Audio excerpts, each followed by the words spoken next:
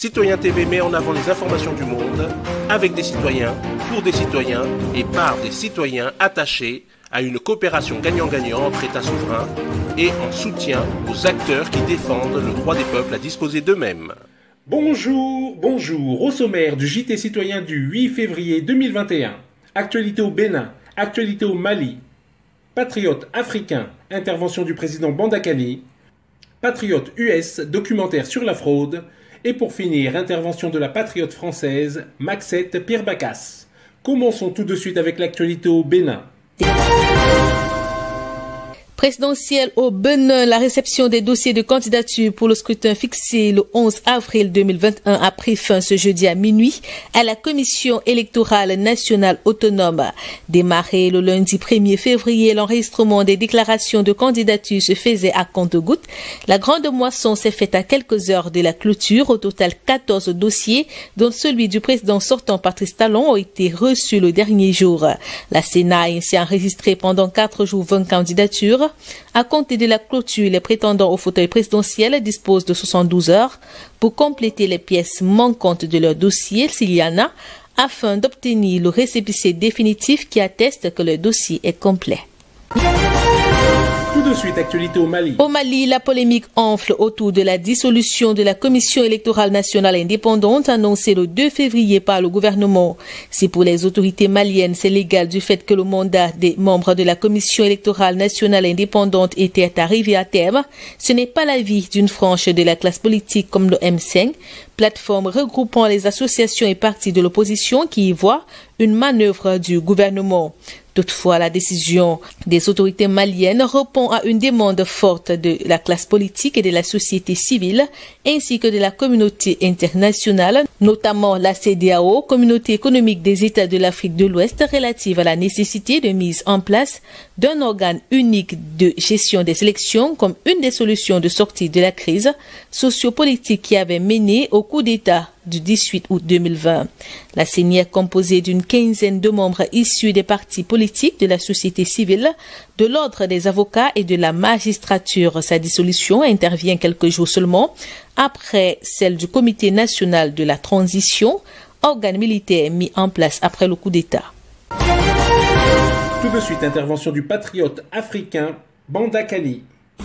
Là, président Bandakani, président du nouveau mouvement populaire qu'on ne présente plus, et vous dites que vous avez quelque chose à dire aussi sur la visite de l'envoyé du Vatican au Cameroun.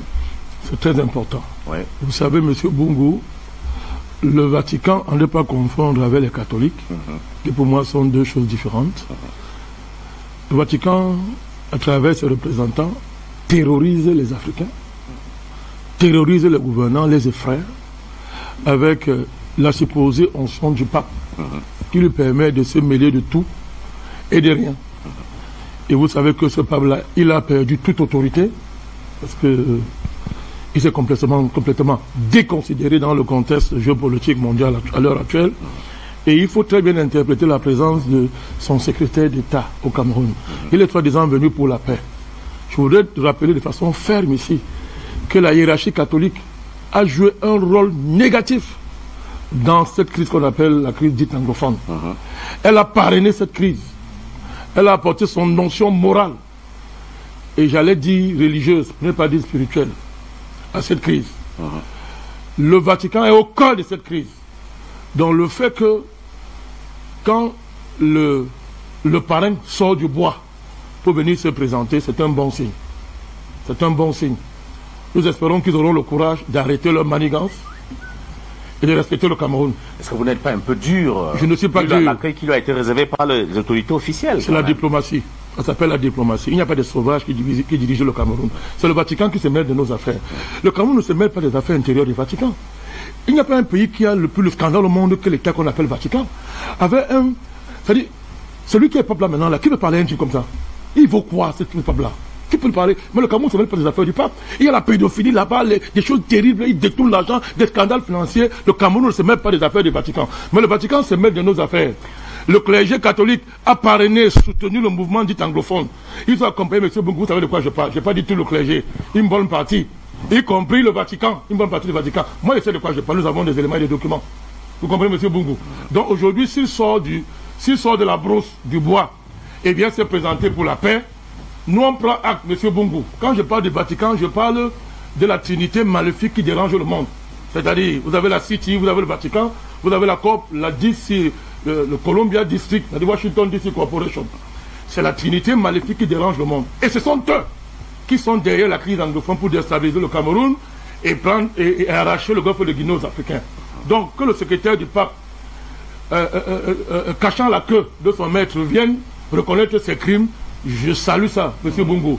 Et vous savez pourquoi je salue ça? Non. Ça fait 10 ans que nous disons sur ce plateau qu'aucune force au monde ne peut déstabiliser le Cameroun. Vous êtes témoin, non? Depuis 10 ans, je dis sur ce plateau, et j'ai pris ça sur moi, qu'aucune force au monde ne peut déstabiliser le Cameroun. J'ai dit que toutes les puissances de la terre réunies ne peuvent pas déstabiliser le Cameroun. Bon, ce n'est pas un petit pape. Et encore, qui n'a même pas de morale. Ce n'est pas celui-ci alors qui peut le faire. Donc moi, je considère que la visite du pape, de l'envoyé du pape, maintenant que les ennemis sortent du bois, ils vont arrêter leur affaire, reconnaître que le Cameroun est au-dessus du Vatican.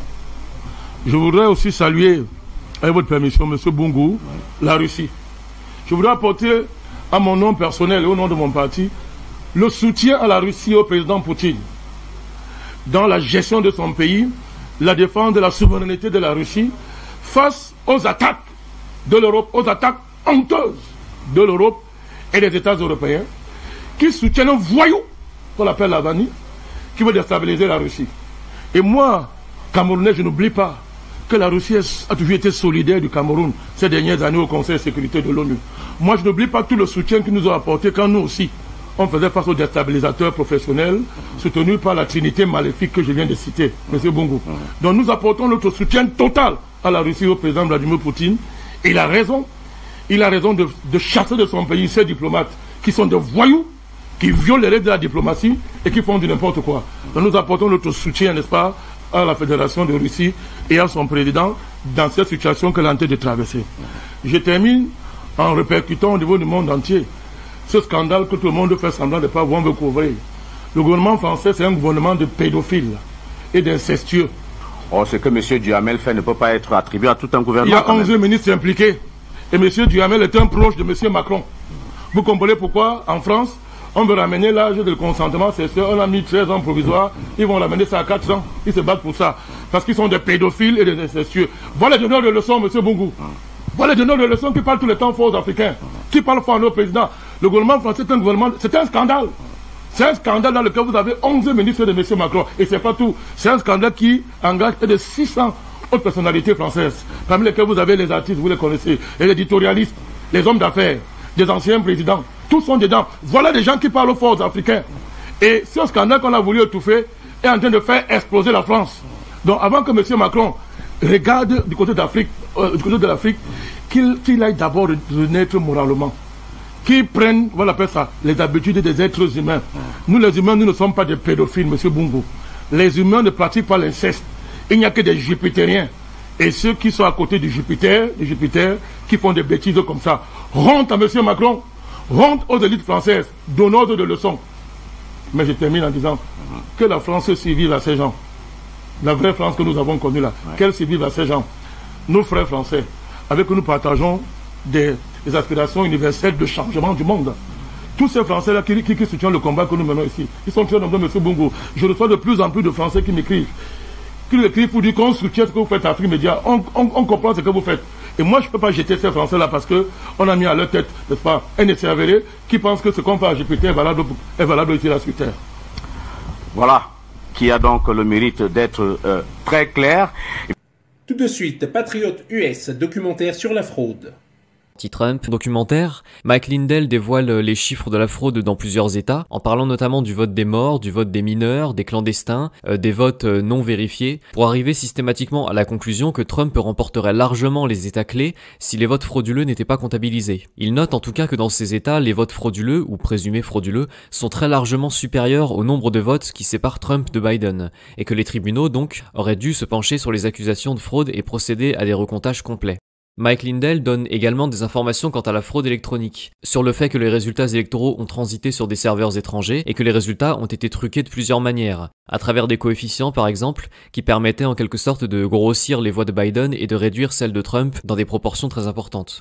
Le documentaire montre encore comment les machines de vote pouvaient être connectées à Internet et piratées en direct. Ce dernier point est intéressant d'ailleurs, le fait que les machines soient piratables via Internet, parce que le président de Dominion, face aux accusations de fraude qui pesaient sur lui, avait clairement dit que les machines Dominion étaient conçues pour fonctionner en système fermé et qu'elles n'étaient donc pas connectables à Internet. Or, il se trouve qu'elles sont clairement connectables à Internet, même leur mode d'emploi l'indique, et ces machines Dominion sont même réputées pour être très simples à pirater à distance.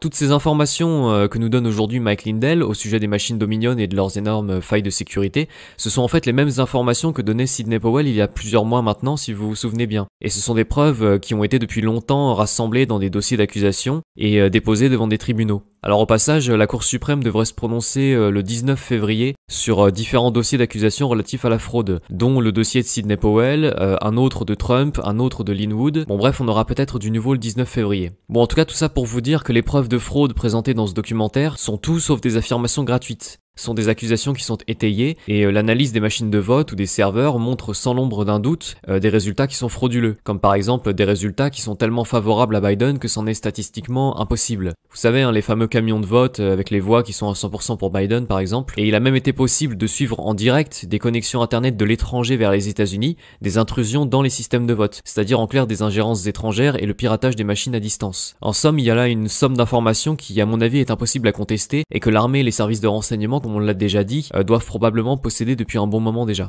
On apprend d'autres choses dans ce documentaire, comme par exemple le fait que l'ingérence étrangère n'aurait pas été possible sans des traîtres présents à l'intérieur du pays. On a déjà parlé précédemment de ces élus locaux qui auraient reçu des pots de vin et qui, en échange, auraient forcé au sein de leurs comtés respectifs l'utilisation des machines Dominion lors de l'élection. Encore une fois, les failles de ces machines étaient connues de tous. Sidney Powell et maintenant Mike Lindell en sont même arrivés à la conclusion que le système Dominion a été expressément conçu pour frauder lors d'élections, et pas uniquement aux États-Unis. Et pour que ces machines, qui ne sont donc pas fiables, soient utilisées à grande échelle lors d'une élection aussi importante que l'élection américaine, il faut clairement qu'il y ait eu une volonté de tricher. En l'occurrence, une entreprise assez bien ficelée entre les démocrates aux États-Unis et les puissances étrangères diverses, dont la Chine. On rappelle, si c'est nécessaire, que Biden reçoit, ou en tout cas a reçu de l'argent de proches du Parti communiste chinois, ça a été dévoilé par ses mails, et que le Parti communiste chinois a tout intérêt à ce que ce soit Biden qui remporte l'élection, plutôt que Trump qui leur a mené la vie dure pendant 4 ans, politiquement et économiquement parlant.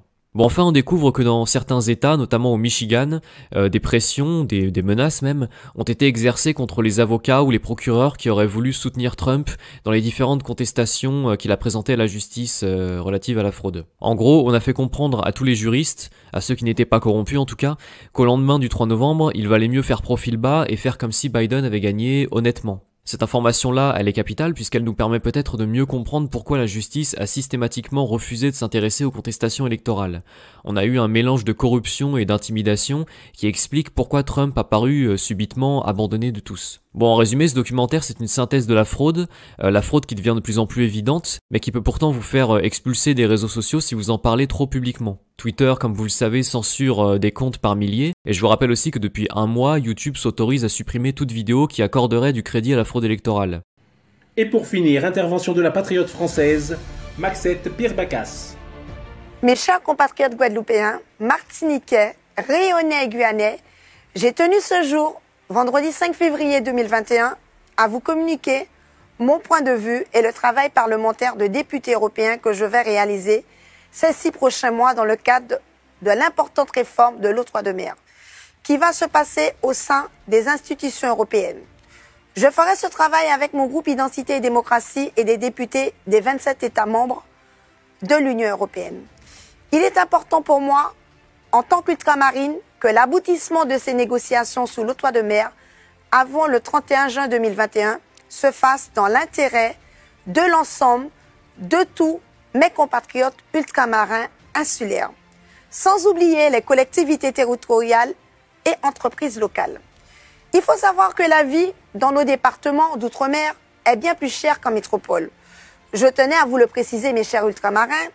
Pour moi, il faut assurer l'équité et l'égalité territoriale par un mécanisme de protection des productions locales et de maintien de niveau de vie accessible pour les populations ultramarines.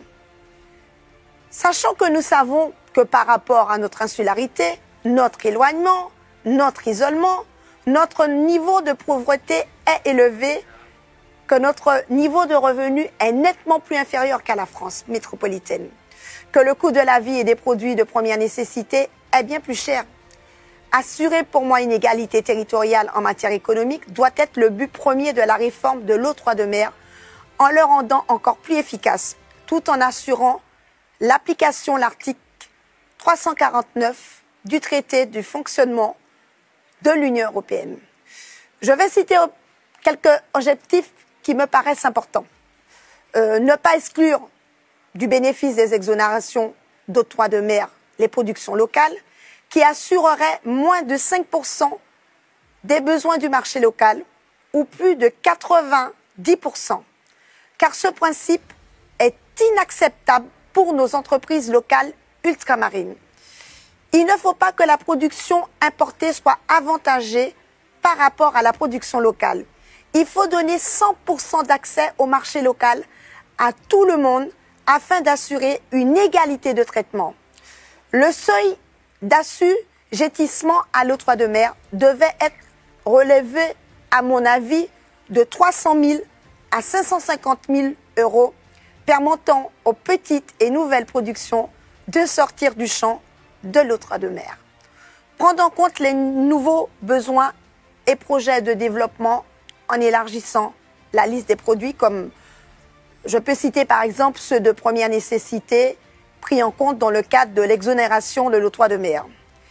Si les revenus des collectivités territoriales venaient être réduits, car je sais que leurs revenus en dépendent fortement, il faudra que les dotations de l'État viennent assurer le même revenu aux collectivités territoriales afin de leur assurer le libre administration, comme le dit l'article 72, alinéa 3 de la Constitution française. L'impôt, comme celui de l'octroi de mer, est un outil de doctrine fiscale qui sert à protéger la production locale et le niveau de pouvoir d'achat. Sans oublier qu'il existe un surcoût de production locale qui doit donc être compensé par un mécanisme de protection. Pour moi, il ne faut pas accepter une dérogation temporaire par principe, mais des engagements sur les 5 prochaines années afin d'assurer une stabilité économique et une bonne visibilité économique, sociale et fiscale à nos entreprises. Comme vous le savez, mes chers compatriotes, vous pouvez compter sur mon travail et mon dévouement à votre égard pour défendre les départements ultramarins français. En la épisode.